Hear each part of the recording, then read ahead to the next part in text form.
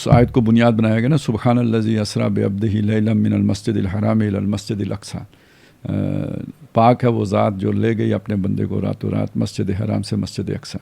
اس پہ کئی طرح کے سوال اٹھے ہیں۔ مطلب ایک سوال تو یہ اٹھا کہ اس وقت تو ادھر وہ مسجد اقصیٰ تھی نہیں، جسے آج ہم مسجد اقصیٰ کہتے ہیں وہ تھی نہیں، بالکل ٹھیک جواب ہے یہ۔ لیکن یہ کہ پھر کس کو مسجد اقصیٰ کہا گیا؟ اگر یہی تھا تو پھر کسے کہا گیا؟ تو یہ اصل میں ہمارے ذہن میں مسجد کے ساتھ جڑا ہوا جو تصور ہے وہ ہے عمارت کا تصور۔ تو یعنی میں مسجد کا لفظ بولوں گا تو میرے دماغ میں تصور کسی بلڈنگ کا آئے گا۔ دیکھیں قرآن مجید میں مسجد کا لفظ ان معنوں میں عمارت کے معنوں میں نہیں آتا ہے۔ قرآن مجید میں مسجد کا لفظ جو ہے نا سجدے کے وقت کے لیے بھی آیا ہے اور سجدے کی جگہ کے لیے بھی آیا ہے۔ بلکہ بعض علماء نے یہ جو آپ کے جسم کے اعضاء جو زمین پر لگتے ہیں نا ان کو بھی مسجد قرار دیا ہے۔ مطلب یہ ہتھیلی لگتی ہے، پیشانی لگتی ہے، ناک لگتا ہے، یہ جتنے بھی اعضاء لگتے ہیں زمین کے اوپر، گھٹنا لگتا ہے، تو یہ سب ان کو بھی مسجد مانا گیا۔ تو مسجد کے مطلب کو سمجھ لیں، سجدہ کرنے کی جگہ یا سجدہ کرنے کا وقت۔ اور اللہ کے نبی صلی اللہ علیہ وسلم نے فرمایا کہ اللہ تعالیٰ نے میرے لیے ساری زمین کو مسجد بنا دیا۔ تو ساری زمین عمارت تو نہیں ہے، وہ اسی معنوں میں ہے کہ مسجد بنا دیا۔ اب آ جائیں کہ یہ جب مسجد حرام کہا تو اس کا کیا مطلب ہے؟ اگر آپ وہ بات کرتے نا عمارت کی، تو جب یہ بات کہی گئی تو مسجد حرام عمارت کی صورت میں کہاں تھی؟ وہ خانہ کعبہ کے اندر بت تھے۔ اصل میں آج جسے ہم مسجد حرام کہتے ہیں وہ اس خانہ کعبہ کو نہیں کہتے، وہ جو مطاف کے باہر جو بلڈنگ بنی ہوئی ہے اس کو مسجد حرام کہتے ہیں، ٹھیک ہے نا؟ تو خانہ کعبہ تو بیت اللہ ہے نا، وہ مسجد حرام نہیں ہے۔ اس کے باہر مطاف ہے جس پہ لوگ طواف کرتے ہیں، اس کے باہر وہ بلڈنگ ہے جس کو آج ہم مسجد کہتے ہیں۔ تو یہ بلڈنگ تو اس وقت نہیں تھی جب قرآن نازل ہو رہا تھا۔ یہی وہاں بھی ایک احاطہ ہے، وہ احاطہ جیسے دیکھیے ایک ہے میقات، یعنی میں بیت اللہ کی طرف واپس آ رہا ہوں، مدینے سے آپ نکلے تو وہاں سے آپ نے احرام باندھا، جہاز پہ گئے تو انہوں نے بتا دیا یہ اب میقات شروع ہو گئی ہے، آپ احرام باندھ دیں۔ یہ میقات احرام باندھنے کی جگہ، یہ علیحدہ چیز ہے۔ ایک ہے حدود حرم، وہ جو مسجد عائشہ والا جو جہاں سے وہ آتے ہیں، یہ حدود حرم ہے، ادھر عرفات سے شروع ہو جاتی ہیں، یہ حدود حرم ہے، یہ ساری مسجد ہے، ٹھیک ہے؟ یہ مسجد حرام ہے۔ جب قرآن کہے گا مسجد حرام، یہ سارا ایریا مسجد حرام ہے۔ اسی طرح کا ایریا وہاں پہ بھی ہے، وہاں بلڈنگ ہے، وہاں بلڈنگ نہیں ہے، اس سے کوئی غرض نہیں ہے۔ وہ ایریا ڈیفائنڈ ایریا جو ہے وہ ہے مسجد اقصیٰ، ٹھیک ہے؟ اچھا، یہ وہ تعمیر والا مسئلہ تو حل ہو گیا۔ دوسرا مسئلہ جو کھڑا کیا گیا وہ یہ کیا گیا کہ جی وہ مسجد اقصیٰ، دور کی مسجد، لفظی ترجمہ ہوگا سب سے دور کی مسجد، تو وہ پھر انہوں نے بعض نے اس میں سے ایک نقطہ نکالا ہے، اور وہ نقطہ نکالا ہے کہ دور یعنی چونکہ معروف بات تو یہ ہے کہ نبی صلی اللہ علیہ وسلم آسمان پر گئے تھے، معراج کہتے ہیں ہم اسے، عروج ہوا تھا، اور آسمان پر ایک مسجد کہیں بیت کا ذکر ہے، اصل میں مسجد کا لفظ اس کے لیے نہیں ہے، بیت المعمور اس کا ذکر آتا ہے، اور اس کا خیال یہی ہے کہ جی وہ فرشتوں کا، یعنی جیسے بیت اللہ ہے نا، بالکل اس کی سیدھ میں اوپر جو ہے نا وہ کوئی عرش کے نیچے جو ہے نا ایک گھر ہے، اور وہاں فرشتے اسی طرح ہر وقت طواف کرتے رہتے ہیں، تو اسے بیت المعمور کہا گیا، تو اس مسجد میں لے کے گئے۔ تو دیکھیں ہماری جو بھی تاریخ رہی ہے نا اس میں معراج کے سفر کو ہمیشہ دو حصوں میں تقسیم کیا گیا، اور ایک کو اسراء کہا گیا ہے اور دوسرے کو معراج کہا گیا ہے۔ اچھا، اب یہ لفظی طور پر اگر آپ دیکھیں، یہ جو اسراء کا لفظ ہے یہ زمینی سفر کے لیے آتا ہے۔ میں آپ کو اگر بات کیوں کہوں نا کہ مطلب آپ نے کہا جی وہ چل کے پہاڑی پہ چڑھ گیا، آپ نے یہ کہا کہ جی وہ دوڑ کے پہاڑی پہ چڑھ گیا، اور آپ نے وہ کہا اڑ کے پہاڑی پہ چڑھ گیا۔ تو اب یہ دیکھیں نا، تین آپ نے مختلف الفاظ استعمال کیے ہیں اور تینوں کا مطلب مختلف ہے، چل کے جانا، دوڑ کے جانا، اڑ کے جانا، تینوں مختلف باتیں ہو گئی ہیں۔ اسراء کا لفظ جو ہے وہ زمین پر ایک جگہ سے دوسری جگہ پر جانے کے لیے قرآن مجید میں استعمال ہوا ہے، زمین سے ایک مقام سے دوسرے مقام پر جانے کے لیے استعمال ہوئے ہیں۔ جیسے موسیٰ علیہ السلام سے کہا گیا فَأَسْرِ بِعِبَادِي لَيْلًا، میرے بندوں کو راتوں رات لے کے نکل جاؤ، یعنی وہ جو بنی اسرائیل کو لے کے نکلے تھے مصر سے، اس کے لیے یہ لفظ آیا، ٹھیک ہے؟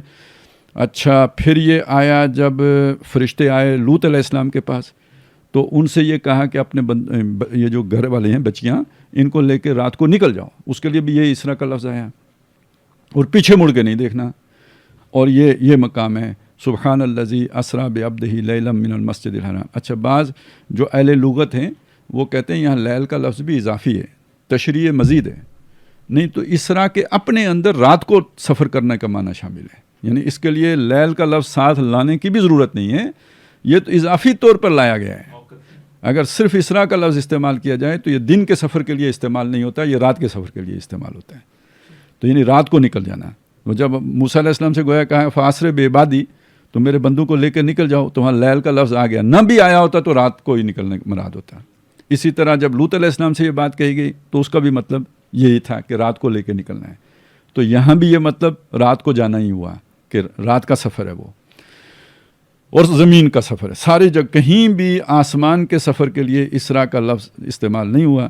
تو کہیں کوئی وہ کیا کہتے ہیں جی، وہ جو جاہلی ادب ہے اس میں ہوا ہو تو کوئی وہ پھر اس ادب جاہلیت سے جن کا شغف ہے وہ کوئی مثال بھی پیش کریں. ہمارے علم میں نہیں ہے کبھی کسی نے اس کو آسمانی سفر کے لیے اس لفظ کا استعمال لٹریچر میں، نہ قرآن میں، نہ حدیث میں، نہ پرانے لٹریچر میں، قدیم لٹریچر میں کہیں ملتا ہے. ٹھیک ہے. وہ آسمانی سفر جو ہوا ہے اس کے لیے معراج کا لفظ استعمال کیا جاتا ہے. ہماری ہمیشہ سے یہ دو حصوں کے سفر کو بیان کیا گیا ہے.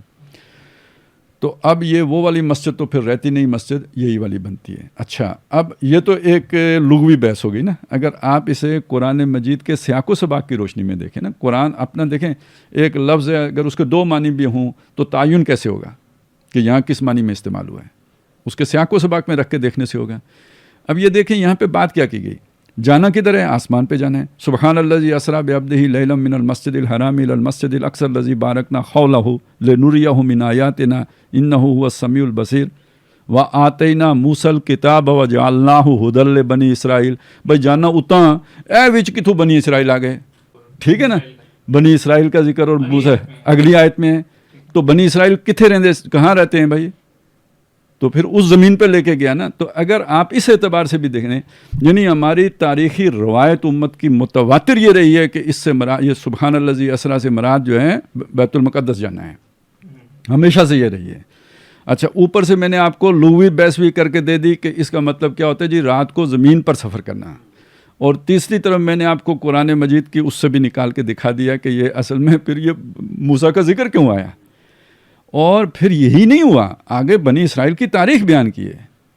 وَقَضَيْنَا إِلَىٰ بَنِي إِسْرَائِيلَ فِي الْكِتَابِ لَتُفْسِدُنَّ فِي الْأَرْضِ مَرَّتَيْنِ وَلَتَعْلُنَّ عُلُوًّا كَبِيرًا فَإِذَا جَاءَ وَعْدُ الْأُولَىٰ بَعَثْنَا عَلَيْكُمْ. یہ کیوں کیا؟ وہ گھر، اس گھر کو تباہ کیا تھا آ کے بخت نصر نے، وہ گھر، اس گھر کو تباہ کیا تھا آ کے ٹائٹس رومی نے. اس گھر لے کے گئے نا محمد رسول اللہ کو. اب کلیئر ہو گئی ایک بات. چلیں یہاں تک تو مطلب اقصا والا مسئلہ حل ہوا. ٹھیک ہے. اگر کسی کا کوئی مطلب ہے غیر جانبدارانہ طور پہ دیکھے، ایک آپ کو اپنی رائے کا بھی تعصب ہوتا ہے کہ میں نے اب ایک رائے بنا لی ہے تو اب اسے بدلوں گا نہیں، تو اس پر کوئی پھر کلام نرم و نازک اس پہ اثر نہیں کرتا. وہ چپیڑیں کرانے ہی سے اسے سمجھ میں آتی ہے. تو وہ دنیا میں ہوں یا آخرت میں ہوں، اس کے بغیر اسے نہیں سمجھ آ سکتی. اسی طرح ایک ہوتا ہے کہ بھائی آپ کا مفاد وابستہ ہو، اس میں بھی آپ کو سمجھ نہیں آتی. اور تیسرا یہ ہے کہ وہ جو ہے نا آپ کی اتنی سمجھ بوجھی نہ ہو، پھر معافی ہے. کیونکہ عقل مند مکلف ہوتا ہے نا، وہ تکلیف مالا یوتاق ہو جاتی ہے. اچھا تو اگر کوئی سمجھنا چاہے دیانتداری سے تو میرا خیال ہے یہ انف یعنی پوری بات ہو جاتی ہے. اب آ جائیں اس چیز کی طرف کہ جی حق کس کا ہے، متولی کون. کوئی شک نہیں ابراہیم علیہ السلام نے بنایا. ایک دلیل میں آپ کو دے چکا، ابراہیم مسلم تھے، اسی کی وصیت ابراہیم نے بھی کی تھی اولاد کو. ووصیٰ بہا ابراہیم و بنیہ و یعقوب، یعقوب نے بھی کی تھی. تو یہ اور ابراہیم نہ یہودی تھے نہ نصرانی تھے. ما کان ابراہیم و یہودی ولا نصرانیہ، تو یہ تو مسلم کا حق ہے. تو ابراہیم کے قریب ترین جو ہوگا اس کا حق ہوگا. تو ان اولی الناس بابراہیم، ابراہیم کے قریب ترین تمام لوگوں میں کون ہے؟ جو وہ ہے کہ جس نے اس کی پیروی کی. وہذا النبی، اور یہ نبی ہیں صلی اللہ علیہ وسلم. والذین آمنوا، اور جو ان پر ایمان لائے ہیں وہ ہیں. ٹھیک ہے. تو اس نے بھی ثابت کیا کہ ابراہیم کی وراثت، پہلی بات ہے یہ وراثت اس طرح کی ہوتی نہیں نبیوں کی جس طرح لوگ سمجھتے ہیں. ٹھیک ہے نا، نہیں یہ نبیوں کی یہ وراثت نہیں ہوتی. وہ وراثت ہوتی ہے علم نبوت کی وراثت ہوتی ہے، یا مشن نبوت کی وراثت ہوتی ہے، مشن رسالت کی وراثت ہوتی ہے. جو حضرت وہ جو زکریا نے اللہ سے دعا کی تھی کہ وجعلی ولیم من لدن کا، اپنے پاس سے کوئی ولی عطا فرما، یرثنی و یرث آل یعقوب، جو میرا بھی وارث ہو اور یعقوب کا بھی وارث ہو. تو وہ کون سی وراثت تھی جس کا وارث اسے بنا رہے تھے؟ وہ اس کے مشن کا وارث ہو. ٹھیک ہے. تو وہ قال ربی انی وہان العظم منی واشتعل الراس شیبا ولم اکن بدعائک ربی شقیا وانی خفت الموالی من ورائی وکانت امراتی عاقرا فہب لی من لدنک ولیا یرثنی و یرث من آل. یہ جو ہے نا، اب حضرت وہ کوئی وارث مانگ رہے ہیں تو وہ اس نبوت کے مشن کا وارث مانگ رہے ہیں. اچھا ایک بات یہ سنیں، ابراہیم علیہ السلام نے جب ہر جس چیز کی وراثت ہو سکتی تھی نا، اس سب کو قربان کر دیا، یک بعد دیگرے ایک ایک قربانی پوری کر دی. اب اللہ نے کہا کہ انی جاعلک للناس اماما، میں تجھے امامت دیتا ہوں لوگوں کی. قال ومن ذریتی، پوچھا میری اولاد. قال لا ینال عہد الظالمین، اللہ نے کہا اولاد کو وراثت ملے گی، لیکن جو ان میں سے ظالم ہو جائیں گے ان کے ساتھ کوئی عہد نہیں ہے. تو قرآن نے 20 جگہ ثابت کیا ہے کہ یہودی ظالم ہو چکے ہوئے ہیں. واللہ لا یہدی القوم الظالمین. کون ہے یہ؟ یہودی ہیں. تو جب وہ ظالم ہو چکے ہیں تو وہ کیسے وارث ہوں گے اس کے؟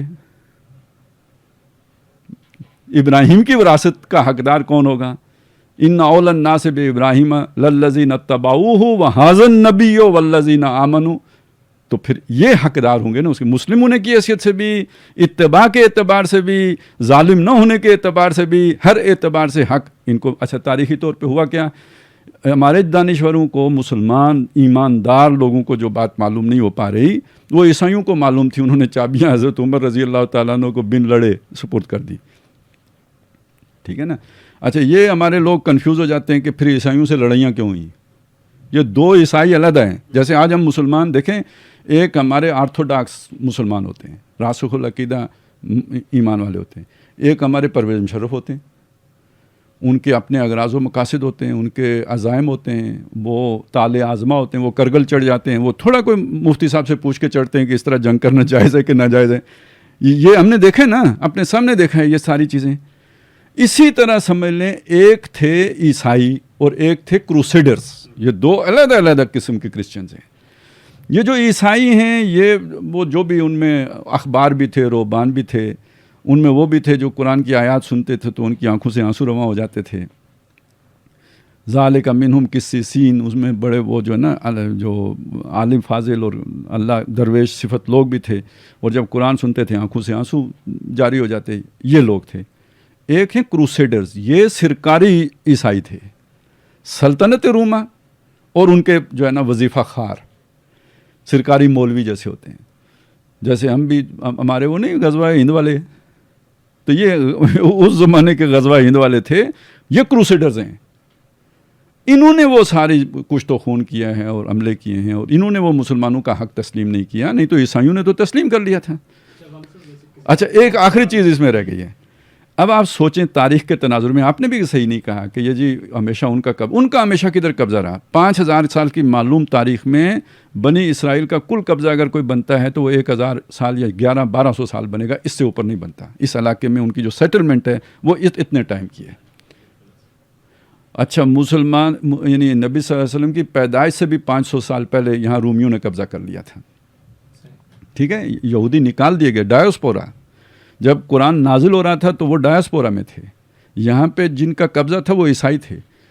اچھا عیسائی ان سے زیادہ حقدار تھے. ابھی جو میں نے وہ آرگومنٹ بلڈ کیا ہے، کیوں عیسیٰ علیہ السلام آخری رسول، عیسیٰ علیہ السلام جو آخری رسول ہیں تو وارث کون ہوئے ابراہیم کے اس وقت؟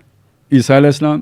تو حضور سے پہلے اس علاقے کے جائز وارث اگر کوئی ہو سکتے تو عیسائی ہی ہو سکتے تھے، یہودی نہیں ہو سکتے تھے، اور ان کے قبضے میں تھی. تو ہم نے تو لی بھی اگر ہے تو ان سے لی ہے، یہودیوں سے لی، یہودیوں سے نہیں عیسائیوں سے لی ہے.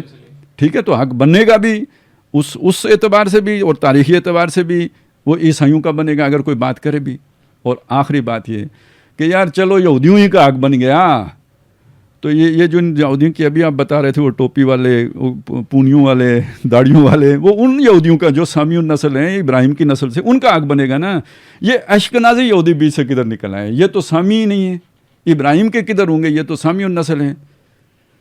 تو اب آپ یہ تماشا دیکھیں کہ بھئی ایک بندہ اٹھ کے کہے کہ یہ ایک چیز ہے، یہ ہے تو فروخی، ٹھیک ہے، آپ مہتاب صاحب آپ کا قبضہ ٹھیک نہیں ہے اس کے اوپر، یہ فروخ کی چیز ہے، آپ چھوڑ دیں جی، آپ سے زبردستی لے کے میں فروخ کو دوں گا، لے میں نے خود لی. تو یہ ہو رہا ہے نا، ان کا کدھر سے نکل آیا حق جو بیٹھے ہوئے ہیں وہاں پہ. اور وہ اصلی جو یہودی ہیں وہ کہہ رہے ہیں یار ہماری جو کتابوں میں جس طرح لکھا ہوا ہے نا اس کے مطابق جو ہے نا ابھی یہ ہمارا حق نہیں بنا ہے، وہ تو جب مسیح آئیں گے تو ہمارا حق بنے گا، ابھی تو حق نہیں بنا ہے.